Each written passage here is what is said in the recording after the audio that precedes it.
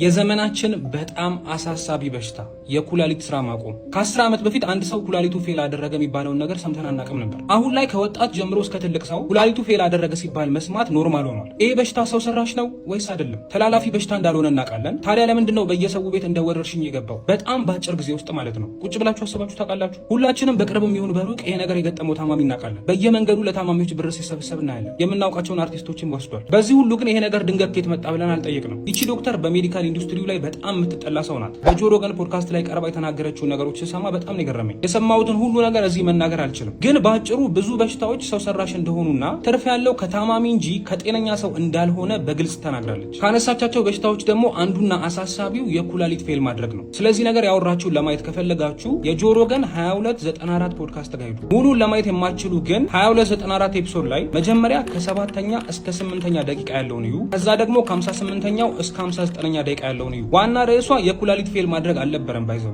በሌሎች በሽታዎች ላይ ካወራቻቸው ነገሮች ደግሞ በጣም ትኩረቴን የሳበው ከ1 ሰዓት ከ20 ደቂቃ እስከ 1 ሰዓት ከ30 ደቂቃ ያለው ነው። እሱንም ይዩት ጋይስ። የቢዝነስ ዴፊኒሽን ምንድን ነው? ስለ ስራ ፈጠራ ክላስ ወስዳችሁ ወይም ሰምታችሁ የምታውቁ ከሆነ መጀመሪያ የሚነገራችሁ አንድ ነገር አለ። ማህበረሰብ ውስጥ ያሉ ችግሮችን ተመልከት። ትልቁን ችግር ከፈታ ትልቅ ገንዘብ ታገኛለህ። ትንሽ ችግር ከፈታ ደግሞ ትንሽ ገንዘብ ታገኛለህ። ስለዚህ አንድ ጤናማ የሆነ ሰው ችግር ይፈታና ለዛ ችግር ደግሞ መፍትሄ ይዞ መጥቶ ገንዘብ ይቀበላል። እዚህ ጋር ግን አንድ ችግር አለ። አቅማችሁ በጣም ከፍ ያለ ሲሆን፣ ገንዘብ ሲኖራችሁ፣ አቅም ሲኖራችሁ ችግሩን ራሳችሁ መፍጠር ትችላላችሁ። መፍትሄውንም ራሳችሁ ታመጣላችሁ። እዚህ ጋር ግን አንድ ነገር አስተውሉ። ያመጣችሁት መፍትሄ ሙሉ ለሙሉ ችግሩን እስከ መጨረሻው የሚፈታ መሆን የለበትም። ካልሆነማ ገንዘቡ መምጣት ያቆማል። የምታመጡት መፍትሄ ሰውን እናንተ ላይ ጥገኛ የሚያደርግ ቢሆን ይመረጣል። ይሄንን ደግሞ የበለጠ እንድትረዱ የሚያደርጋችሁ ሌላ ፖድካስት ልጠቁማችሁ። ኢምፓክት ቲዮሪ የሚባል ፖድካስት ላይ አንድ እንግዳ ቀርቦ ነበር። ይሄ ሰውዬ ትልልቅ የመድኃኒት ድርጅቶችንና የምግብ ድርጅቶችን በሙያው የሚያማክር ሰው ነበር። የምግብ ድርጅቶች ሕክምናውን የሚመራው አካልና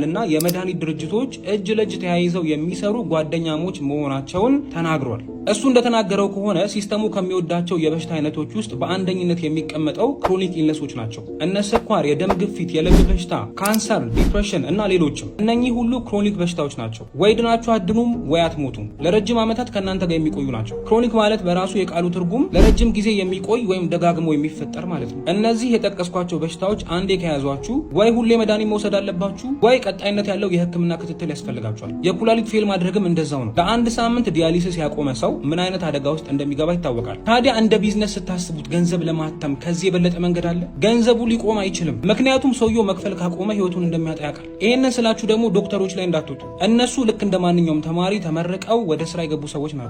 ትልቁ ችግር ያለው በዓለም ደረጃ ህክምናውን በሚመሩት አካላት ነው። ስለ ትልልቅ ፋርማሲውቲካል ካምፓኒዎች ወይም የመድኃኒት ድርጅቶች ከተነሳ ሁሌ የሚባል አንድ አባባል አለ። ጥይቱን የምታመርቱት እናንተ ከሆናችሁ ጦርነት እንዲኖር ትፈልጋላችሁ። ይሄ ሰውዬ በዚህ ፖድካስት ላይ ካነሳቸው ነገሮች ውስጥ የተወሰኑትን ልንገራችሁ። ቅድም እንዳልኳችሁ ሲስተሙ ክሮኒክ ኢልነሶችን በጣም ነው የሚወዳቸው። ከነሱ ውስጥ አንደኛውና ዋነኛው ደግሞ ዲያቤቲስ ወይም የስኳር በሽታ ነው። በቀጥታ ከምግብ ጋር የተያያዘ እንደሆነ ይታወቃል። በሚገርም ሁኔታ ግን ይህ ሰውዬ እንደተናገረው እስከ 2018 ድረስ መድኃኒቱን በትክክል ከወሰዳችሁ የፈለጋችሁትን መብላት ትችላላችሁ ብሎ የአሜሪካ የስኳር በሽታ ማህበር ይናገር ነበር። ዌብሳይታቸው ላይ በግልጽ የፈለጋችሁትን ብሉ ግን መድኃኒታችሁን ውሰዱ ይል ነበር። እስከ 2018 ድረስ ይሄ ተጽፎ ነበር። ሁሉንም ምግብ ማግበስበሳቸው ደግሞ የበለጠ መድኃኒቱ ላይ ጥገኛ እንደሚያደርጋቸው ያውቃሉ። ከዛ ውጪ እንደ ሌሎች ክሮኒክ ኢልነሶች አሁን ላይ እድሜ ልክ ትሪት እንዲደረጉ ከሚፈለጉ ነገሮች አንዱ ኦቢሲቲ ወይም ውፍረት ነው። አሁን ላይ ግን ውፍረትን የሚቀንሰው ኦዜምፒክ የተባለው መድኃኒት ወደ ገበያ ከመጣ በኋላ ውፍረት ከምግብ ወይም ከእንቅስቃሴ ጋር የተገናኘ ሳይሆን በዘር የሚመጣ በሽታ ነው እያሉ ዘመቻ ከጀመሩ ቆይተዋል። በዘር የሚመጣ አስቡት እንግዲህ። ይሄንን በሚዲያ ላይ ወጥተው ከተናገሩ ሰዎች አንዷ በሃርቫርድ ዩኒቨርሲቲ የውፍረት ሕክምናን የምትመራው ዶክተር ፋቲማ ኮዲ ናት። በ1970ዎቹ ላይ በአሜሪካ ውስጥ ወፍራም በጣም ኦቢስ የነበረ ሰው ቁጥር ከቶታል ፖፑሌሽኑ 5% ነበር። አሁን ላይ 74% ደርሷል። ታዲያ እንዴት በዘር ሊሆን ይችላል? ነገር ግን የሚበላው ምግብና ኢንቫይሮንመንቱ በአጠቃላይ እንደዚህ አይነት ሰዎችን ለማምረት ሆን ብሎ የተዘጋጀ ነው። በምግብና በእንቅስቃሴ ምንም ያህል ውፍረት ብትቀንሱ መልሳችሁ ትወፍራላችሁ፣ ከእናንተ ቁጥጥር ውጭ ነው የሚል ሀሳብን ይዛ 60 ሚኒትስ የተባለው ፕሮግራም ላይ ቀርባ ተናግራለች። ይሄ ባጭሩ ምን ማለት ነው? ይሄ ውፍረት የሚባለው በሽታ በመድኃኒት ብቻ ነው የሚድነው ነው ሀሳቧ። I've always heard that it's the fast food, that it's the diet cokes, that kind of thing, that is the instigator. Is that true? So I think we have to look at the different causes of obesity as a big pie. And that's one factor. But notice how I'm using this part of the pie, right?